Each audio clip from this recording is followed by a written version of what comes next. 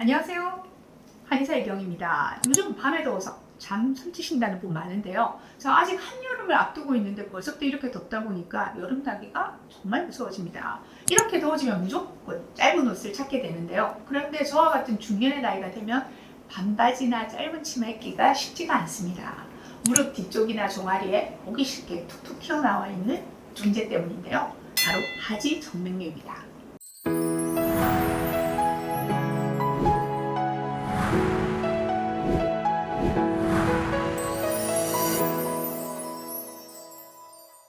안녕하세요, 송일규 실장님. 자, 실장님은 하지 정맥류 당연히 없으실 테고 저희의 고충은 모르시죠? 네, 안녕하세요. CS 한방병원 물리치료사 송일규입니다. 저는 당연히 없습니다만 환자분들을 치료하다 보면 특히 중년 이후의 여성분들에게서 이 하지정맥류를 호소하시는 분들이 많으신데요. 그래서 오늘은 이 하지정맥류를 미리미리 예방하는 운동법을 소개해 드리려고 합니다. 개인적으로 사심이 막 생기는 시간인데요. 하지 정맥류라는 이름은 이름 그대로 하지, 즉 다리 층표의 정맥이 오글거리면서 비틀거리고 튀어나온 진행성 질환이죠.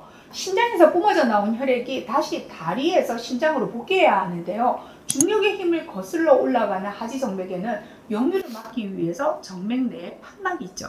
그런데 이 판막에 문제가 생겨서 발생하게 되는 것이 바로 하지 정맥류입니다. 원인은 다양하죠. 노화, 운동 부족, 오랫동안 앉거나 서서 일하는 직업 또는 임신으로 인한 호르몬 변화 등의 원인으로 혈관벽이 약해지고 판막의 기능이 저하되어 혈액이 심장으로 올라가지 못하고 머물고 있거나 역류하게 되어 혈관이 늘어져서 부풀고 튀어나오게 되는 건데요. 이러한 요인들 때문에 아무래도 갱년기 이후의 여성들에게 집중적으로 나타나게 됩니다. 진단은 육안으로도 확인이 되지만 도플러 초음파 검사를 통해서 하지 정맥류의 정확한 진단을 내리게 되고요. 또 때로는 컴퓨터 단층 정맥 조영술이 진단 및 치료 방침 결정에 도움을 주기도 합니다. 자, 양방적인 치료 방법으로는 피부를 절개해서 손상된 정맥을 직접적으로 제거하는 발거술과요. 그다음 고주파 열 에너지로 정맥을 차단하는 방법, 레이저 치료 등이 있죠. 자, 수술이나 시술을 꺼려하는 분들이 많아서 한방적인 치료를 원해서 내원하는 경우도 많은데요. 비수술적인 한의학적 요법으로는 정맥순환 개선을 돕는 침치료와 약침, 그리고 도인 안교 등이 효과적입니다.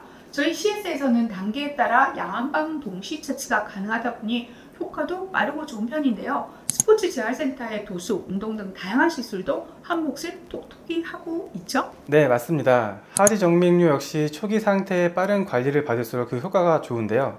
역시 가장 바람직한 것은 발생하기 전에 미리 예방하는 것이겠죠. 예방이면 무엇이죠? 네, 바로 운동이겠죠. 하지에 혈액이 머물러 있지 않도록 하지를 심장보다 높은 곳으로 향하는 운동과 하지에 머물러 있는 혈액을 펌프질해서 심장으로 끌어올릴 수 있는 하지 근력 운동이 유익한데요. 바로 함께 가보시겠습니다.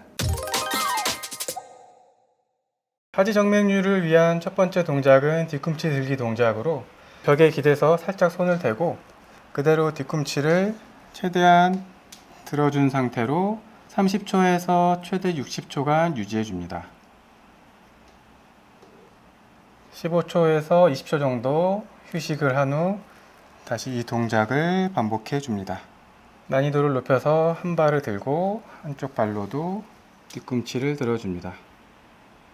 두 번째 동작은 공중 자전거 동작으로 바로 누운 상태에서 양쪽 다리를 들어 올려 자전거를 타듯이 공중에서 다리를 돌려줍니다. 양쪽을 같이 30회 정도 반복해주고 잠깐 쉬었다가 다시 반복하는 식으로 3세트 진행합니다. 다음 동작은 발목 돌리기 동작으로 의자에 앉아서 운동하고자 하는 쪽에 발을 펴주시고 시계 방향으로 발목을 20번, 반시계 방향으로 똑같이 20번. 이 동작을 5세트 반복해 줍니다. 다음 동작은 다리 들어 올리기 동작으로 바닥에 누워서 양팔을 넓게 펴고 허리가 뜨지 않게 살짝 허리를 눌러준 후 무릎을 펴고 구부러지지 않게 최대한 90도 범위가 되는 정도까지 들어 올리고 10에서 15초 정도 유지합니다. 양쪽을 같이 번갈아 시행해주며 한번 할 때는 15회 정도 반복합니다. 이번 동작은 무릎 구부리기 동작으로 갑자기 하지정맥류에 의해서 통증이 발생했을 때 효과적입니다. 앉은 상태에서 무릎을 몸쪽으로 최대한 붙여서 10초 정도 유지했다가 내려서 30초 정도를 휴식을 합니다.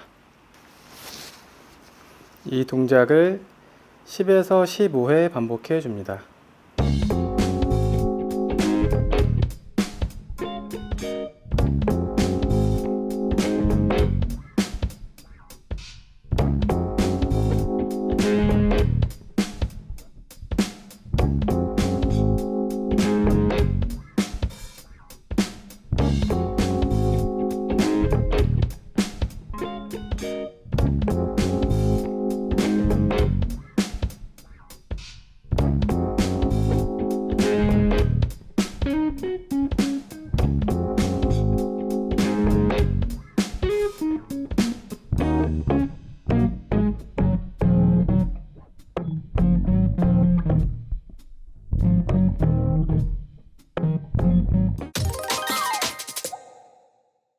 그 외 일상적인 걷기 운동은 하루에 45분, 고령자는 15분씩 3회로 나누어 하는 것을 추천드리며 실내 자전거는 15분에서 30분 정도를 권장하지만 고령자는 심장에 무리가 될 수 있어 주의가 필요합니다.